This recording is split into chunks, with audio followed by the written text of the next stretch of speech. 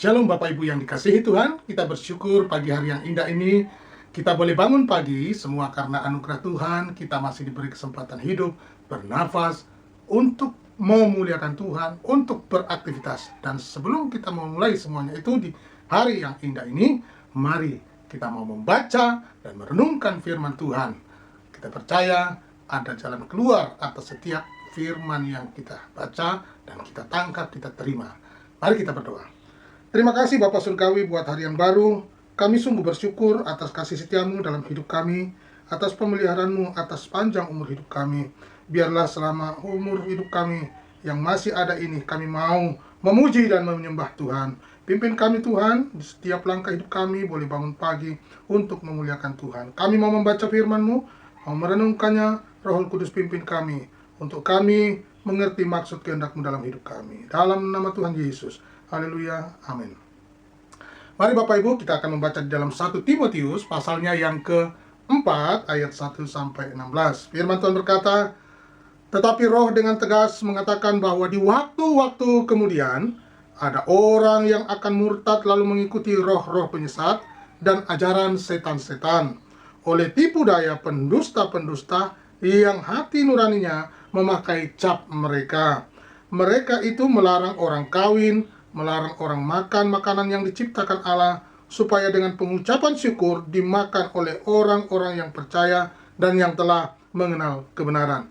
Karena semua yang diciptakan Allah itu baik, dan suatu pun tidak ada yang haram, jika diterima dengan ucapan syukur. Sebab semuanya itu dikuduskan oleh firman Allah dan oleh doa. Dengan selalu mengingatkan hal-hal itu kepada saudara-saudara kita, engkau akan menjadi seorang pelayan Kristus Yesus yang baik, terdiri dalam soal-soal pokok iman kita dan dalam ajaran sehat yang telah kau ikuti selama ini. Tetapi jauhilah tahayul dan dongeng nenek-nenek tua. Latihlah dirimu beribadah. Latihan badani terbatas gunanya, tetapi ibadah itu berguna dalam segala hal, karena mengandung janji, baik untuk hidup ini maupun untuk hidup yang akan datang. Perkataan ini benar dan patut diterima sepenuhnya. Itulah sebabnya kita berjerih payah dan berjuang, karena kita menaruh pengharapan kita kepada Allah yang hidup, Juru Selamat semua manusia, terutama mereka yang percaya. Beritakanlah dan ajarkanlah semuanya itu. Jangan seorang pun menganggap engkau rendah karena engkau muda. Jadilah teladan bagi orang-orang percaya dalam perkataanmu, dalam tingkah lakumu, dalam kasihmu, dalam kesetiaanmu, dan dalam kesucianmu. Sementara itu sampai aku datang, bertekunlah dalam membaca kitab-kitab suci, dalam membangun dan dalam mengajar.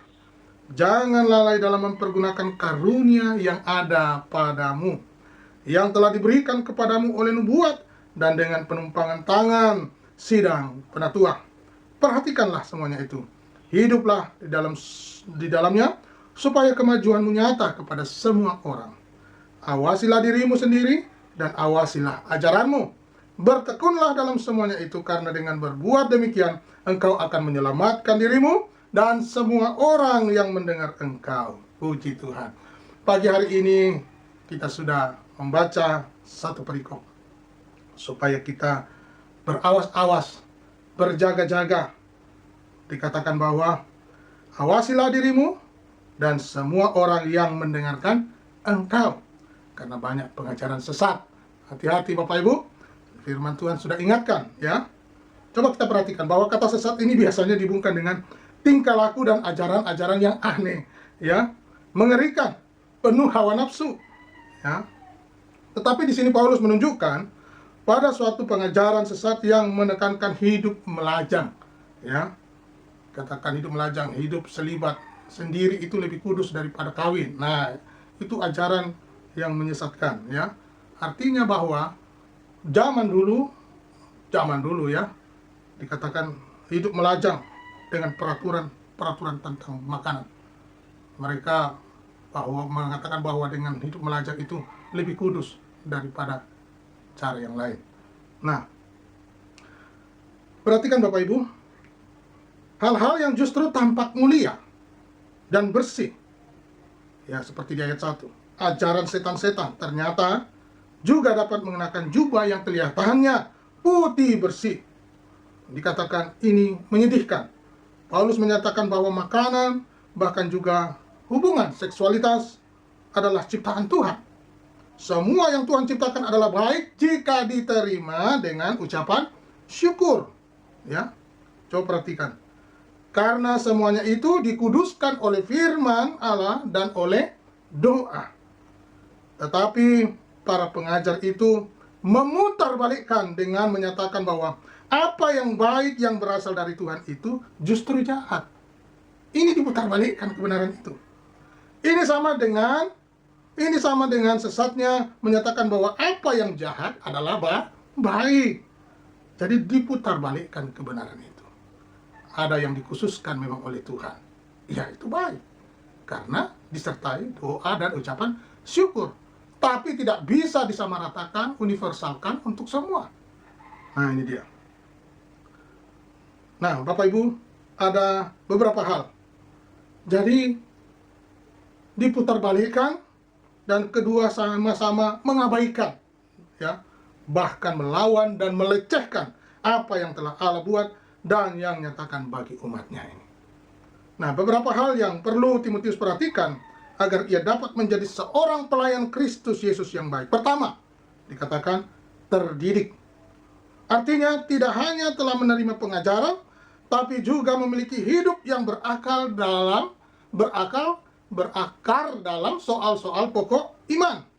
Nah, coba kita baca di dalam 1 Timotius 4 ayat 6. Dengan selalu mengingatkan hal-hal itu kepada saudara-saudara kita, engkau akan menjadi seorang pelayan Kristus Yesus yang baik, terdidik dalam soal pokok-pokok iman kita dan ajaran sehat yang telah kau ikuti selama ini. Apa pokok imannya? Dikatakan 1 Timotius 1:5-10. Tujuan nasihat itu ialah kasih yang timbul dari hati yang suci, dari hati nurani yang murni, dan dari iman yang tulus ikhlas. Tetapi, perhatikan, ada orang yang tidak sampai pada tujuan itu dan yang sesat dalam omongan yang sia-sia. Mereka itu hendak menjadi pengajar hukum Taurat tanpa mengerti perkataan mereka sendiri. Dan bagi seorang pelayan untuk berjeri-jeri dan berjuang. Semuanya ini adalah bagian dari disiplin seorang pelayan Kristus. 1 Timotius 4 ayat 10 dan 11 berkata, itulah sebabnya kita berjerih payah dan berjuang, karena kita menaruh pengharapan kita kepada Allah yang hidup, juru selamat semua manusia, terutama mereka yang percaya. Berikutnya, keempat, beritakanlah dan ajarkanlah semuanya itu. Ya. Beritakanlah dan ajarkanlah semuanya itu. Jangan seorang pun menganggap engkau rendah karena engkau muda. Perhatikan kalimat baik-baik ya. Jangan seorang pun menganggap engkau rendah karena engkau muda. Jadilah teladan bagi orang-orang percaya dalam perkataanmu, dalam tingkah lakumu, dalam kasihmu, dalam kesetiaanmu, dan dalam kesucianmu. Ya. Sementara itu sampai aku datang, bertekunlah dalam membaca kitab-kitab suci, dalam membangun dan dalam mengajar. Jangan lalai dalam mempergunakan karunia yang ada padamu. Wah, luar biasa ya. Puji Tuhan. Yang telah diberikan kepadamu oleh nubuat dan dengan penumpangan tangan sidang penatua. Perhatikanlah semuanya itu, hiduplah di dalamnya, supaya kemajuanmu nyata kepada semua orang.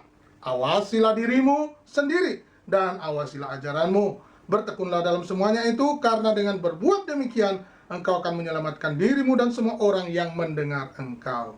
Sebagai orang percaya, kita patut untuk merenungkan ini. Seberapa jauh kita telah melatih hidup kita dalam hal-hal ini.